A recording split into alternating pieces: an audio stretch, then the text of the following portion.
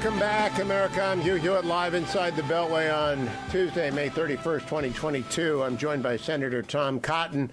For those of you living in caves, Senator Cotton is from Arkansas, represents Arkansas now in his seventh year, second term. Before that, he was a member of the House. Before that, he's a member of the 101st Airborne, a member of the Old Guard. He has his Ranger tab. He's familiar with weapons of war. He serves in combat. He is the father of small children. Good morning, Senator. How are you? Good morning, Hugh. I'm good. It's good to be back on with you. Senator Cornyn has been appointed by Leader McConnell as the sort of Republican who will negotiate with Democrats over what, if anything, to do in the aftermath of Uvalde and Buffalo. Will you be participating in those talks directly or indirectly, and what's your initial thought on that process? Well, Hugh, I will monitor what Senator Cornyn and others are doing. Of course, it's hard to evaluate it before the fact. And in Uvalde in particular, we are still gathering the facts to figure out exactly what happened, and I think it's important that we have those facts before we try to devise solutions to situations that may or may not have occurred. So, for instance, obviously we thought that early last week that there was a school resource officer present and that the police went in and immediately disarmed the shooter. We now know that not to be the case. So we need to get to all the facts first before we make a decision about how to address this latest mass murder. I will say that I don't think any of these terrible atrocities have a single or a simple cause behind them, and therefore I think any call for a single or simple solution will probably fail. That it requires a careful and layered approach that addresses not just school safety, but also, the willingness of teachers and coaches and parents and others to identify troubled young boys, because these shootings are always young boys, and they're almost always troubled young boys, early, to try to help identify who may be at risk of having this kind of mental break and getting them the help they need in advance. We can also work on school safety in terms of ingress and egress points or the presence of school resource officers. But again, I don't think a single solution is going to work. I don't think there's a single cause for these mass murders. Senator, I had a caller earlier who I agreed with because, of course, it was the position I hold, which is I do not understand why there are not armed police on school grounds when school children, especially defenseless school children at the age of, primary grades, are present. And the resource officer in Texas wasn't there. Resource officer is a misnomer. I used armed police. And in the 4 occasions where they have been there that Matt Vespa has written up, they effectively stopped would-be killers in parking lots because they were good and responded well. It's expensive, though. I mean, there are 131,000 K through 12 public and private schools, and it's expensive to put officers there. I've had officers call the show and say, we don't want rookies and you don't want retirees. You want officers about 5 years into their tenure to do 2 years on campuses. What do you think of that general observation that generally you stop monsters with guns by armed police who are trained? Well, Hugh, I think that's generally correct. In general, the more police, the less crime. That's true at schools as well. As I said, we need to figure out exactly what happened at the elementary school in Uvalde with their police officer and why he wasn't present and why he wasn't able to neutralize that shooter from the very beginning. But in general, any place is going to be safer if it has police presence. And I think you're right, too, about the police that you want at a school. You want it to be not someone who's on his first gig or not someone who's, counting down the days until retirement. You want someone who's seasoned and experienced and has sound judgment. But again, we need to get to the facts about what happened in Uvalde, and it's something that we can incorporate into training lessons and plans. But again, as you saw there, training is only, and plans and procedures only as good as the people who are implementing them, and people make mistakes. And it's now, Senator, clear that some people made mistakes at Uvalde.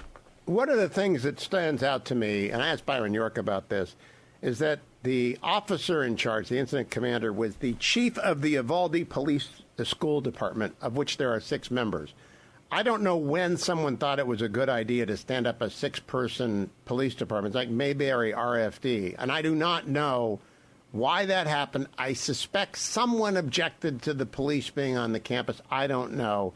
But it does seem to me that if the MAD approach, Mothers Against Drunk Driving approach, the federal funding for security at schools comes along, that it ought to be conditioned on having serious oversight of the officers in charge of school safety. A 6-person police department for schools is not a smart idea. And I think I can say that conclusively at the outset. It just doesn't make any sense at all. Yeah, I mean, Hugh, that's a state-by-state decision. My understanding is that Texas it's more common to have school district-specific police departments. I'm not aware of many, really. I'm not aware of any, I don't think, in Arkansas. There may be some here and there. But in general, we rely on city police and county sheriffs. And it's been, good cooperative relationships between school districts on the one hand and city police and county sheriff's department on the other hand. Obviously, those are two different agencies, so there's got to be some agreements about lines of authority. But the most important thing to have is tactically sound and proficient officers on the scene. Again, we'll get to the bottom of this. There were, by reports I've seen, 19 officers present. And I'm confident that either the FBI or the Texas Department of Public Safety is doing a thorough after-action review and interviewing every one of those officers. So we'll know exactly what happened. But it appears obvious that they made serious mistakes in not neutralizing the shooter quickly. I mean, there may have been mistakes between the communications of the 911 dispatchers and the police on site as well, because it's clear that we have multiple calls from inside the classroom that children were still alive and the shooter was still present. I think at some point there were even a few shots fired that the police officers certainly would have heard since 911 dispatchers fired.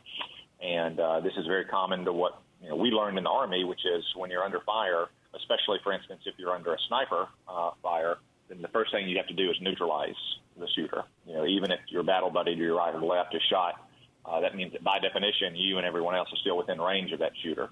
So you have to neutralize the shooter even before you tend to the wounded or evacuate everyone else to safety. That was true what we learned in the Army. It's true whenever you have, a deranged shooter at a school or at a shopping market or anywhere else. The first step the police take has to be to neutralize the shooter. Senator, I'd like to know your thoughts when the president starts talking about 9mm, which is, I think, 56% of handguns owned in the United States. I said on Fox News special report last night, that sets the conversation backward. There is no appetite for a ban on handguns in the United States. None. Zero. What's your reaction to the president's ramblings about 9mm? Well, Hugh, I think it shows that the president is confused about what happened, and he's just confused about firearms as well. This is a common feature I've seen in Washington over the years, is the people most enthusiastic about regulating guns know the least about guns. We had the nominee for the ATF last week ahead of us. This is a man who ran for Attorney General in Ohio and called for an assault weapons ban, and I asked him to define an assault weapon, and he couldn't do it. And the reason he couldn't do it, Hugh, is that there really is no such thing as an assault weapon. There's a rifle, there's a shotgun, there's a pistol of various calibers, but an assault weapon is a category of weapons. It's designed by mostly cosmetic features that are labeled by lawyers and lobbyists and politicians in Washington.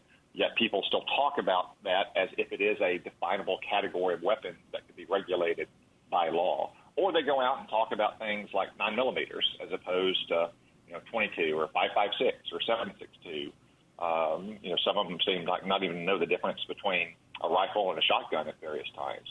Before they start trying to infringe upon the Second Amendment rights of law-abiding citizens, you'd expect them to at least familiarize themselves with the most basic facts about firearms. Now, I had a parent call earlier who pretty much spoke for me as a grandparent. And you're a young parent. I'm a young grandparent. We do not want our children growing up in schools that are target. And he asked me to urge every senator, and I will, to stay focused on protecting innocent children in schools. That does require the investigation you talked about, but I've seen so many comments that have immediately moved on to other things. Do you think the Senate working group can hold focus at least on a problem set that is defined and manageable, at least in a conversation? Because if it wanders all over the place, there won't even be a conclusion on the specific issue of children in fourth grade being protected. It seems at least that's the focus right now, Hugh. And like you said, I think that would be a better focus and a sprawling debate about banning entire categories of firearms when most people talking about banning them don't even know what they really are, and support for that among the American people is quite low. Now, Senator, with 2 minutes left, I want to switch to Ukraine. President Biden yesterday ruled out sending rockets that could hit Russia. That's another stupid comment because, any rocket can hit Russia depending on where you are on the Ukraine border. And I go back to former President Trump used to say he didn't want to tell our enemies what we were going to do or not do. I kind of think that what used to be laughed at is now actually a pretty good response for this situation. What do you think? Well, Hugh, they're continuing this foolish lawyerly distinction about offensive and defensive weapons. I mean, call me crazy, Hugh, but Russia invaded Ukraine. Ukraine is defending its own territory. I think any weapon is inherently defensive. And Ukraine needs longer-range artillery and rocket systems to make sure that it can reach the Russian troops that are on Ukrainian soil. But this is part of a pattern, you're right, going back to the fall of Joe Biden continuing to say what we will not do. He said we will never put troops into Ukraine. I don't think we should do that either. I don't think we should simplify Vladimir Putin's calculation by telling him that, though. In fact, it's so silly, Hugh, now that we have not yet put the U.S. Marines back at our embassy in Kyiv. Our diplomats are there. The office staff are there. Yet they won't put Marines to defend the embassy, as they do, Hugh, in downtown Moscow. Because Joe Biden announced we wouldn't have troops in Ukraine, and now you've got everybody in the White House chasing like a cat chasing their tail, figuring how they're going to let the Marines do their job to defend the front gates of the embassy while respecting the president's announcement that we're not going to put troops into Ukraine. I would contrast that to you with, say, what Ronald Reagan did in Afghanistan. In today's dollar, he spent billions supporting the Afghans fighting back against Russia when they invaded that country. But he almost never talked about it in public, and he certainly never ruled anything in or out, even though he never seriously considered putting troops into Afghanistan, because he never wanted to do anything that would simplify Russia's war planning then, the way Joe Biden continues to simplify Putin's planning now. Well, and fully said. Senator Tom Cotton, thank you. The first of many senators I'll be talking to this week, and an experienced and wise head on these issues. Thank you, Senator Tom Cotton.